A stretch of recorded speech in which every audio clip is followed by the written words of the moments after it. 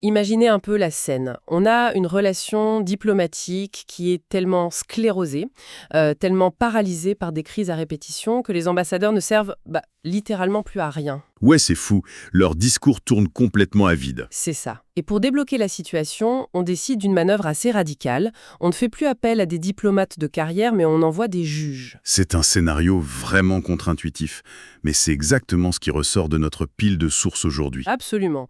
On se lance dans une nouvelle exploration en profondeur, en épluchant des analyses géopolitiques, des notes stratégiques, des rapports, et tout ça se concentre sur un événement très précis, le récent déplacement du ministre français de la Justice en Algérie. Gérald Darmanin, oui, et les documents sont unanimes là-dessus. C'était tout sauf une formalité protocolaire. Ah, ça, non. C'était une véritable opération de déminage par le droit. Et avant d'aller plus loin, je tiens à poser notre cadre habituel pour ceux qui suivent nos analyses. On traite de sujets bilatéraux complexes avec de lourds enjeux. Notre mission ici, c'est de rester purement objectif. Tout à fait. On ne prend pas parti pour Paris ou pour Alger. Exactement. On est là pour décrypter les faits, analyser les stratégies rapportées et comprendre les dynamiques. C'est tout. Donc, décortiquons un peu tout ça. Le grand titre de cette visite, selon les analystes, c'est la reconstruction de la confiance. Et c'est là qu'on observe une rupture méthodologique frappante.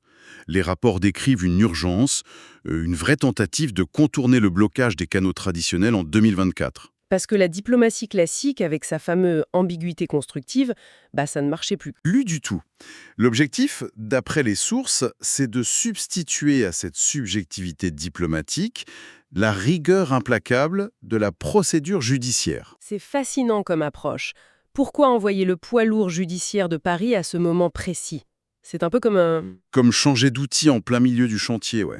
Voilà. C'est comme faire appel à un ingénieur en structure pour réparer un pont qui menace de s'effondrer au lieu d'envoyer un responsable des relations publiques. On arrête les beaux discours et on sort les plans. C'est une excellente analogie. L'ingénieur veut voir les matériaux, il veut calculer les charges, et là, Darmanin n'a pas voyagé seul. Non, il y avait une grosse délégation judiciaire avec lui. Exactement. Et ça change la nature même de l'échange. Les magistrats parlent un langage universel très spécifique, celui de la preuve matérielle, du code de procédure, du dossier d'instruction. La justice exige une clarté binaire. Donc le but de Paris, c'est de montrer une volonté d'acter des choses mesurables. C'est ça, hein? Oui, passer de la promesse politique, qui a si souvent déçu, à un acte juridique exécutable. D'accord, je veux bien croire à cette théorie séduisante, mais soyons réalistes 2 secondes. En lisant ces mêmes analyses, on tombe super souvent sur le concept de tentative d'endiguement, de containment en anglais. Ah oui, le fameux endiguement tactique. Bah oui. Est-ce qu'on n'est pas juste face à une manœuvre de Paris pour utiliser la justice comme un extincteur? Genre on calme le jeu à court terme sans vraiment vouloir transformer la relation, hein? C'est une question légitime, et les rapports n'excluent pas du tout cette dimension tactique. L'endiguement des tensions, c'est une réalité immédiate. Mais alors c'est du bluff. Pas exactement. Et c'est là toute la subtilité. Pour que ce containment fonctionne, ça exige d'activer des rouages judiciaires très lourds. La tactique politique initie le mouvement, d'accord, mais elle devient tout de suite dépendante de l'action judiciaire. Ah, je vois. Si les juges ne font pas le bulot derrière, ça s'effondre. Voilà. Si les dossiers ne sont pas traités avec une vraie rigueur pénale, la manœuvre politique tombe à l'eau. C'est un pari hyper risqué pour les politiques parce qu'ils délèguent la réussite de leur stratégie à une institution indépendante. Et c'est ce transfert de responsabilité qui nous amène au vrai crash test de cette méthode. Parce que la théorie diplomatique, il faut bien qu'elle fasse ses preuves sur le terrain. Et le juge de paix dans cette histoire, c'est l'argent. Absolument. Et c'est là que ça devient vraiment intéressant. Les documents mettent en lumière un chiffre assez vertigineux. On parle d'environ 100 demandes algériennes posées sur la table. 100 dossiers très précis, oui. Des demandes pour récupérer des fonds, des biens immobiliers, des actifs massivement détournés via la corruption. Comment le traitement de ces 100 dossiers peut-il renforcer la confiance? Parce que pour l'Algérie, la récupération de ces actifs, c'est bien plus qu'une question financière. C'est décrit dans les notes comme une priorité absolue de souveraineté. C'est une réparation d'un préjudice national massif, en fait. Exactement. Une exigence viscérale de politique intérieure. Et pour la France, jouer cette carte judiciaire, c'est le moyen le plus direct de prouver sa bonne foi. Tracer des flux illicites, trouver des sociétés écrans, ça demande une intrusion profonde dans les systèmes financiers. On parle de lever le secret bancaire, de choses comme ça? Oui, exécuter des commissions rogatoires internationales, ça veut dire que les juges d'instruction, les douanes des deux pays doivent littéralement ouvrir leurs livres, partager des données confidentielles, aligner leurs normes juridiques. Ah oui, pour que les preuves trouvées par Alger soient recevables devant un tribunal à Paris. Et inversement. C'est une forme de transparence forcée par la procédure, au final. C'est exactement le terme. Et ce processus crée ce que les observateurs appellent un intérêt commun indéniable.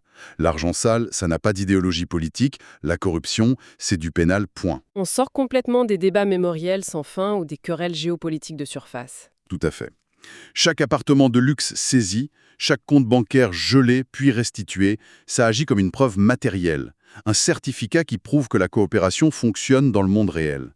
C'est cette ingénierie de la preuve qui bâtit la confiance, dossier par dossier. D'accord, donc solder les comptes du passé avec ses avoirs, c'est crucial. Mais les sources insistent beaucoup sur un autre point. Une relation basée uniquement sur le passé, ça reste super fragile. Ah oui, il faut un ancrage dans le présent. Voilà. Pour ancrer ça structurellement, ils doivent s'allier face à une menace commune, immédiate. Et là, on ne parle plus de col blanc, on parle d'une violence inouïe sur les deux rives de la Méditerranée. Le dossier du crime organisé. Le fameux deuxième pilier de cette diplomatie judiciaire. C'est ça. Les documents mentionnent spécifiquement la lutte contre les réseaux de trafic de drogue et de cocaïne, connus sous le nom de DZ Mafia. Face à des cartels transnationaux aussi bien structurés, les intérêts sécuritaires de Paris et d'Alger se chevauchent obligatoirement. La visite visait vraiment à entériner une coopération conjointe, fusionnant le renseignement et la justice. Alors, je comprends bien l'urgence. Le crime organisé, ça ne s'embarrasse pas de visas ou de frontières diplomatiques. Mais pourquoi cette offensive a besoin d'une réponse spécifiquement judiciaire? Les forces de police ne suffisent pas. La police peut faire une descente, arrêter des gens, oui, mais sans un cadre judiciaire robuste derrière, l'organisation criminelle survit. Les documents expliquent que pour démanteler un réseau comme la DZ Mafia, il faut des mandats d'arrêt internationaux inattaquables. Sans vice de forme de part et d'autre de la Méditerranée. Voilà, il faut que des écoutes téléphoniques faites en France soient légales et admissibles comme preuve dans un tribunal en Algérie. Et il faut des procédures d'extradition super fluides. Ah, d'accord. Transformer du renseignement brut en condamnation pénale définitive. Exactement. Et ça demande une confiance institutionnelle absolue, bien au-delà du simple coup de fil entre flics. C'est de la haute ingénierie juridique. Alors, avec tout ça, qu'est-ce que ça signifie au fond? On a cette traque financière méticuleuse, couplée à cette ingénierie complexe. Mais les analyses nous poussent à dézoomer. Oui, il faut regarder la vue d'ensemble. C'est ça, le contexte régional. Parce que ces actions bilatéraux, elles ont un impact énorme sur l'équilibre des forces dans une zone bien plus large. On parle de la Méditerranée occidentale, n'est-ce pas? L'échiquier majeur, oui. C'est une zone soumise à des pressions structurelles énormes. Les rapports parlent des crises sécuritaires au Sahel, des routes migratoires sous tension, des enjeux énergétiques vitaux. Et dans cette lecture géopolitique, comment s'inscrit la manœuvre de Paris avec cette délégation judiciaire? C'est analysé comme une stratégie globale et délibérée pour rééquilibrer la région. En verrouillant la sécurité et en prouvant sa bonne foi sur les restitutions financières, le but est de créer un môle de stabilité à l'ouest de la Méditerranée. Parce qu'une relation franco-algérienne dysfonctionnelle, ça déstabilise tout le monde autour. Voilà, alors qu'une relation structurée par le droit et la sécurité devient un moteur de résilience face aux chocs régionaux. Ce qui nous amène au grand débat qui divise les analystes dans nos sources. Est-ce qu'on assiste aux prémices d'une véritable percée globale? Certains documents utilisent même l'expression « infrajet Shamila » pour parler de ce changement de paradigme permanent. Oui, l'hypothèse de la percée politique permanente est posée sur la table. Ou alors, est-ce qu'on doit être plus cynique? Est-ce que c'est juste une accalmie temporaire, une petite trêve orchestrée par des techniciens, en attendant le prochain clash politique? Les analystes sont prudents. La nuance clé ici, c'est que le destin de cette infrajat Shamila, de cette percée, il échappe presque totalement aux politiciens maintenant. Ah bon? La balle n'est plus dans leur camp? Non, la balle est dans le camp de l'administration. La réussite dépend de la capacité des institutions à exécuter les accords. L'ennemi principal, c'est plus le discours politique, c'est la bureaucratie. Se fera sur des métriques concrètes. Si dans un an, des dizaines de millions d'euros ont vraiment été transférés, si des titres de propriété ont été rendus légalement à l'État algérien, Là, l'impact sera énorme, tectonique même. exactement. Pareil si on voit un démantèlement effectif des cellules de la DZ Mafia avec des condamnations croisées. Là, la percée globale deviendra tangible. La confiance ne sera plus un vain mot, mais du béton armé acté par des jugements. Mais à l'inverse, si la mécanique s'enraye, si les dossiers se perdent, si les extraditions sont bloquées pour des broutilles administratives, Alors là, les documents prédisent un retour violent à la case départ. Ça sera vu comme une énième manipulation tactique, l'accalmie prendra fin et la confiance sera pire qu'avant. C'est fou, la pression qui repose sur les épaules de ces magistrats, quand on y pense. Ils doivent transformer une volonté de désescalade en jurisprudence implacable. En synthétisant un peu tout ça, on voit émerger une image assez forte. Je vous écoute. La mallette du ministre de la Justice à Alger, elle ne contenait pas juste des requêtes d'extradition. Elle renfermait le plan de reconstruction de l'équilibre en Méditerranée occidentale. En s'appuyant sur l'outil le plus froid, mais le plus efficace, le droit pénal. C'est du pragmatisme à l'état pur. Utiliser la logique mathématique de la preuve pour dégeler l'histoire. Et ça soulève une réflexion finale fascinante pour ceux qui nous écoutent. Une vraie question à méditer. Si ces institutions judiciaires réussissent là où la diplomatie a échoué. Où voulez-vous en venir? Eh bien, dans un monde ultra polarisé, où la parole politique est constamment discréditée, est-ce que les tribunaux et les juges pourraient, à l'avenir, remplacer les politiciens? Est-ce que le droit pénal international pourrait devenir le canal principal de confiance pour résoudre des crises entre nations? C'est vertigineux comme idée.